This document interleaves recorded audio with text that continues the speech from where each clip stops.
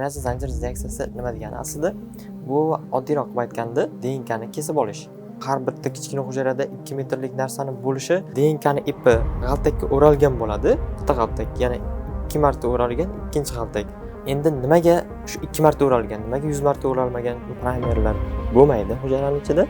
Biz ularni qo'lda yasaymiz. Bitta DNK zanjiridan 1 minutdan keyin bizda ikkita DNK zanjiri hosil bo'ladi.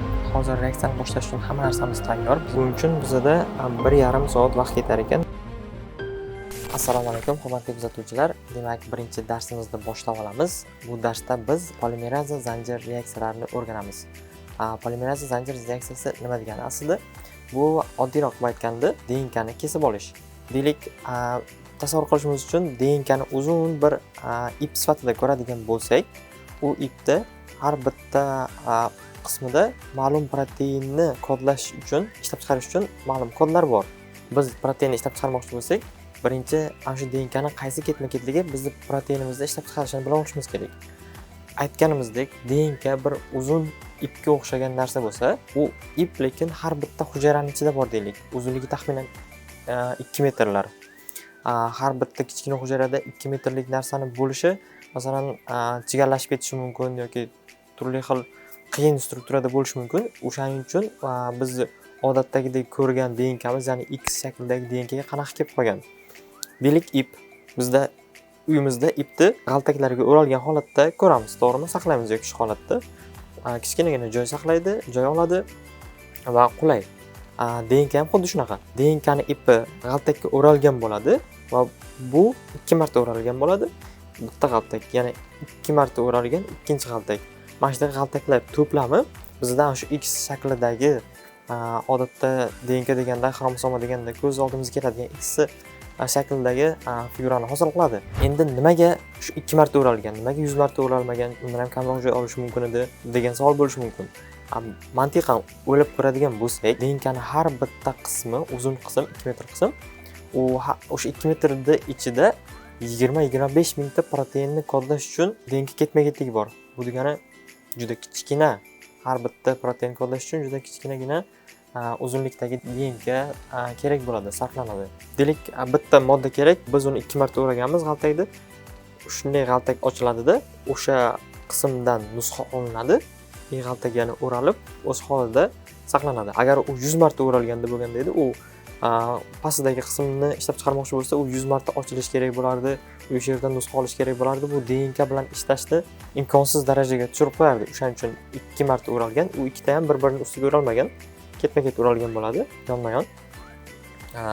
O'shaning uchun bu DNK bilan ishlashni osonlashtirish uchun. Tasavvur qilgan bo'lsak, g'altaklar to'plami DNK 2 marta o'ralgan, biz qaysidir moddani ishlab chiqarmoqchimiz. O'zi tabiiy holatda inson organizmi qaysidir moddani ishlab chiqarmoqchi bo'lsa, o'sha DNKning o'sha qismi ochiladi, ip shakliga keladi.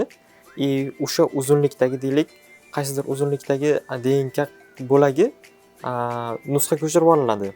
DNKni o'zi saflanmaydi, undan nusxa ko'chirib olinadi va o'sha nusxa orqali protein ishlab chiqariladi. Qaysidir proteinni ishlab chiqarmoqchi bo'lsak, bilishimiz kerak, qaysi ketma-ketlik biz xohlayotgan proteinni kodlaydi, ishlab chiqaradi. Bilib olganimizdan keyin uni DNKdan kesib olishimiz mumkin. Xo'p, qarang, endi DNKni o'zi qanday ishlaydi inson organizmida? Deylik, DNK mana shunaqa chigal holatda bo'ladi boshida. Keyin u qaysidir qismni ishlab chiqarmoqchi bo'lsa, mana shunday ochiq holatga keladi. Bu yoqdan nusxa olish uchun. Endi mana shu ochiq holatni zoom qilib ko'radigan bo'lsak, bu qo'sh zanjirdan iborat. Qo'sh zanjir ham 4 ta nukleotiddan tashkil topgan. Faqatgina 4 ta nukleotid. Bular guanin, adenin, timin va sitozin. Endi bitta zo'r tomoni borki, bu 4 ta nukleotidni bular virusda ham, bakteriyada ham, o'simlikda ham, hayvonda ham bir xil. Ya'ni bu shunaqangi imkoniyatni beradiki, biz o'simlikda yoki odamda bor qaysidir moddani boshqa bir organizmda ishlab chiqarishimiz mumkin. Chunki ularning hammasida bir xil bu DNK nukleotidlari, DNK mahsuloti bir xil deylik. Nazariy jihatdan biz bundan foydalansak bo'ladi. Endi deylik, mana shu DNK qismidan u nusxa olmoqchi. Nusxa olish jarayoni qanday kechadi aslida?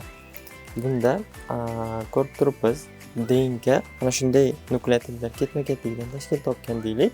Uni mana shu qismdan nusxa olish uchun bizada polimeraza bor. Hujayraning ichida polimeraza keladida, o'shani boshlang'ich qismiga birikadi va hujayrani ichidagi nukleotidlardan foydalanib, mana bu yerda o'zining nukleotidlari bor-da, buni ham o'shandan foydalangan holatda DNKni ikkinchi zanjirini, ya'ni nusxasini hosil qilib beradi bizga. Endi qarang, bizda nusxa olish uchun nimalar kerak bo'lyapti? Birinchi kerak bo'layotgan narsa bu polimerazani o'zi. Bizga polimeraza kerak ekan, biz nusxa ola olamiz. Ikkinchisi, nimadandir nusxa olishimiz uchun o'shani o'zi kerak bizga, ya'ni DNKning o'zi bizga namuna kerak, undan nusxa olishimiz uchun. Uchinchi kerak bo'layotgan narsa bizga nukleotidlar, ya'ni mana shu adenin, guanin, sitozin, timinlar kerak bo'lyapti bizga. PCR jarayoni ham xuddi mana shu sxemaga asoslangan, xuddi shu mexanizm bo'yicha ishlaydi. Lekin bizda mana shu qo'shimcha 3 ta narsadan boshqa 4-chi primerlar kerak bo'ladi. Endi primerlar o'zi nima? Ular nima vazifani bajaradi DNKdan nusxa olish jarayonida? Aslida hujayra o'zi ishlayotganda primerlar bo'lmaydi hujayraning ichida. Biz ularni qo'lda yasaymiz va PCR da ishlatishimiz mumkin. Primerlar nima qiladi? Primer o'zi nima deylik? Birinchi, primer bu deylik DNK zanjiri bor, uzun zanjir, 400 ta, 500 ta, 700 ta mana shunaqa nukleotidlar ketma-ketligidan tashkil topgan. Endi primerlar boshi bilan va oxiri bilan o'zaro mutanosib bo'lgan 20 ta yoki 30 ta base pair nukleotiddan tashkil topgan qisqagina DNK zanjiri. Ya'ni tepadagi bilan bu o'zaro mutanosib bo'ladi. Tepada A bo'lsa, birinchi zanjirda, pastdagisi T bo'ladi, birinchi nukleotidda. Bu ham xuddi shunaqa. Endi nima uchun primerning o'zi muhim? Biz dedik, organizmimizda 2 metrlik DNK ipi bor va o'sha 2 metrlik DNK ipi 20-25 mingta proteinni kodlash uchun ishlatiladi. Har bitta kod, har bitta protein uchun alohida, spesifik bo'ladi. Biz primerlarni 20 ta, 30 ta dedik. Ana shu 20 ta, 30 ta pastdagi nukleotid o'z mutanosibini, o'ziga munosibini topgandan keyin juftlashadi tepadagi DNK zanjiriga. Pastdagisi ham xuddi shunaqa. 20 ta, 30 tani hammasi qachonki mos kelsa, u pastdagi DNK zanjiri bilan birikadi. Bizda bu primerlar DNKni o'zimizga kerakli bo'lgan qismini nusxalab olish uchun juda yuqori aniqlikda ishlaydi. Hozir shu narsani ko'ramiz, PCR da qanaqa ishlatsak bo'ladi buni. Endi qarang, bizda PCR reaksiyalari bu polymerase chain reaction, o'zbekchada polimeraza zanjir reaksiyalari. Bunda boshida deylik bizda uzun DNK zanjiri bor va biz kesib olmoqchi bo'lgan DNK mana shu qism. Endi biz ana shu DNK zanjirini qizdirsak, taxminan 95 graduslar atrofida DNKdagi o'zaro bog'langan adenin, timin, guanin, sitozin bor edi-ku, o'rtasidagi bog'lar uziladi-da, bir-biridan uzoqlashadi mamlaqa. Keyin temperaturani ozgina tushirsak, bu temperatura qaysi temperatura bo'ladi? Mana bu primerni erish temperaturasidan 2-3 gradus pastroq, masalan 62 bo'lsa 58, 59 graduslar o'shangacha tushiramiz. Bu primerga bog'liq bo'ladi. Shunda tushirganimizdan keyin primer kelib o'ziga mutanosib bo'lgan joyiga bog'lanadi. Mana bu yerda boshdagi mutanosib primer, bu oxirgi mutanosib primer kelib birikadi. Endi 3-chi holatimizda, 3-chi bosqichimizda temperaturani ozgina oshirsak, bu taxminan 72 graduslar atrofida, bu polimerazani yaxshi ishlash uchun sharoit bo'lib beradi. Polimeraza o'zining temperaturasida keladida, o'sha DNK zanjirini cho'zib ikkinchi zanjirni hosil qilib beradi. Keyin bizda ikkita DNK zanjiri hosil bo'ladi. Ko'ryapsizmi? Boshida bitta zanjir bor edi bizda, oxirida ikkita zanjir bor. Biz qilayotgan ishimiz faqat primer qo'shyapmiz, polimeraza qo'shyapmiz. Bizda nukleotidlar bor edi mana bu yerda va qilayotgan narsamiz temperaturani o'zgartirish orqali faqat. Bu har bitta temperaturani o'zgartirganimizda 30 sekund, 20 sekundlar ushlab tursak, bo'ldi bizda xuddi shu jarayon ketaveradi. Deylik, bitta DNK zanjiridan 1 minutdan keyin bizda ikkita DNK zanjiri hosil bo'ladi. Endi mana xuddi shu joyda yana qizdiradigan bo'lsak, bundan bu 4 ta bo'ladi, to'g'rimi? Yana 1 minutdan keyin bizda 4 ta DNK qo'sh zanjiri hosil bo'ladi. Biz bu reaksiyalar orqali juda qisqa vaqt ichida DNKni nusxalab, uni juda ko'p miqdorda olishimiz mumkin. PCR nima uchun kerak aslida ko'rayotgan bo'lsangiz, bu juda qisqa vaqt ichida juda ko'p miqdordagi DNKni ishlab chiqarish uchun bizga kerak. Endi mana shu 4 ta bizga kerak bo'ladigan PCR uchun 4 ta moddamizni, polimerazani, DNKni yoki nukleotidlarni qanday ketma-ketlikda yoki qanday miqdorda qo'shsak, bizda reaksiyamiz to'g'ri amalga oshiriladi. Xo'p, dedik, bizda hamma narsalar tayyor. Endi protokolimiz bo'yicha ishlaydigan bo'lsak, bizda polimeraza bilan nukleotidlar kompaniya tomonidan ishlab chiqariladi. Bitta tyubda keladi, bitta idishchada keladi. Biz uni oxirida qo'shamiz. Bizga birinchi kerak bo'ladigan narsa DNK namunasi. DNK namunasidan 1 mikrolitr qo'shib, primerlar 2 xil bo'ladi. Aytgancha, bular forward va reverse primer. Forward primer bu shunchaki DNKni boshi bilan mutanosib bo'lgan, reverse primer esa DNKni oxiri bilan mutanosib bo'lgan primerlar. Ulardan ham 1 mikrolitrdan qo'shamiz. Bularning konsentratsiyasi 10 pikomoldan bo'ladi. Keyin ularni 2 mikrolitr suv qo'shamiz ularga. Ko'rayotgan bo'lsangiz, jami 5 mikrolitr bo'ladi. Qo'shgan narsalarimiz shunchaki 3 mikrolitr bu yoqda, 2 mikrolitr bu yoqda, 5 mikrolitr. Endi biz aytdik, polimeraza bilan nukleotidlar kompaniya tomonidan keladi. Ko'rgan bo'lsangiz 2x yozib qo'yganman. Bu degani, agar men birinchi miksingiz qancha bo'lsa, deylik hozir bizda 5 mikrolitr, biz ana shundan yana 1 barobar 5 mikrolitr polimeraza bilan nukleotidlardan qo'shamiz. 10 bo'lsa 10 qo'shamiz, jami 20 bo'ladi. Hozir bizda 5, yana 5 mikrolitr qo'shamiz, bizda 10 mikrolitr hosil bo'ldi. Keyin mana shu 10 mikrolitr kichkinagina tyubni biz nima qilamiz?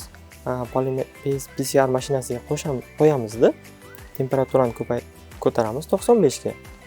Ozgina ushlab turamiz, DNK bir-biridan ajratib olish uchun. Keyin yana tushiramiz 58-59 ga. Hozir bu bizning holatimiz 58-59. Primerda erish temperaturasiga qarab o'zgarishi mumkin. Yana bunda ham ozgina ushlab turamiz, keyin yana ko'taramiz. Bu 72 gradus polimerazani ishlash uchun qulay sharoit. Ana shunaqa haroratni o'zgartirib tursak bo'ldi. Masalan, har bitta sikldan keyin, bu sikl ketdi-ya, bizda 2 tadan 4 ta DNK hosil bo'ladi. Keyingi siklda biz ochib, masalan, yana modda qo'shib, yana primer qo'shishimiz shart emas. Mana shu moddalarni qo'shdik bir marta. Endi faqat mana shu temperaturani o'zgartirib tursak bo'ldi. Bizda nima bo'ladi shunda? Bizda deylik mana shu narsani 6 minutdan keyin 6 marta aylantiradigan bo'lsak, biz bitta DNK zanjirimizdan 64 ta DNK zanjiri hosil bo'ladi. Endi tasavvur qiling, mana shu narsalarni 30 marta, 40 marta aylantiradigan bo'lsak, bu bitta DNK nusxasini milliardlab nusxasi hosil bo'lgan bo'ladi. Hozir reaksiyani boshlash uchun hamma narsamiz tayyor. Bizda 2 ta primer, bizda bu DNK, template, suv va master mix. Men aytib o'tgan sizga primerlar aslida mana shunaqa bo'ladi. Mana bu yoqda qanaqadir protein, nukleotidlar ketma-ketligi bizda nusxalamoqchi bo'lgan DNKmiz bilan o'zaro mutanosib bo'ladi va u 5 dan boshlanib 3 end bilan tugaydi. Men sizga aytib o'tgan temperature melting bizda hozir 62.4 gradus ekan erish gradusi. Biz shundan 2-3 gradus pastroq qilib foydalanamiz. Primerni zanjirga bog'lanish uchun 59-58 graduslardan foydalansak bo'ladi. Xo'p, buning uchun biz aytib o'tganimizdek bizga kerak hozir 2 mikrolitr suvdan qo'shib olamiz. Hozir hamma moddalarimizni qo'shib olganimizdan keyin bizda mana shunaqa mix hosil bo'ladi. Buni PCR mashinasiga qo'yib ko'paytirib olishimiz mumkin. PCR mashinamizda yoqqanimizdan mana shunaqa holat bo'ladi. Bu yoqda PCR mashinasi bizni boshqarishimiz uchun monitor bo'lardi va mixchamizni qo'yish uchun maxsus joylar bo'ladi bu yerda.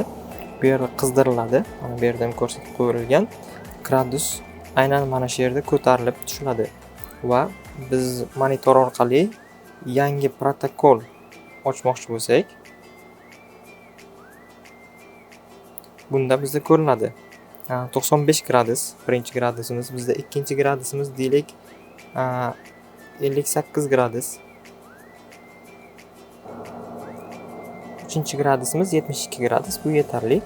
Har bittasi Birinchi 95 gradusda 30 sekund, ikkinchisida ham 30 sekund, uchinchisida 1 minut. Buni bemalol buni ham 30 sekundgacha tushirishimiz mumkin. Va bizda 34 ta sikl deyapti bu yerda. Xuddi shu holat, shu temperatura o'ynashi 34 marta takrorlanadi. Runni bossak, mana shunday jarayon boshlanadi.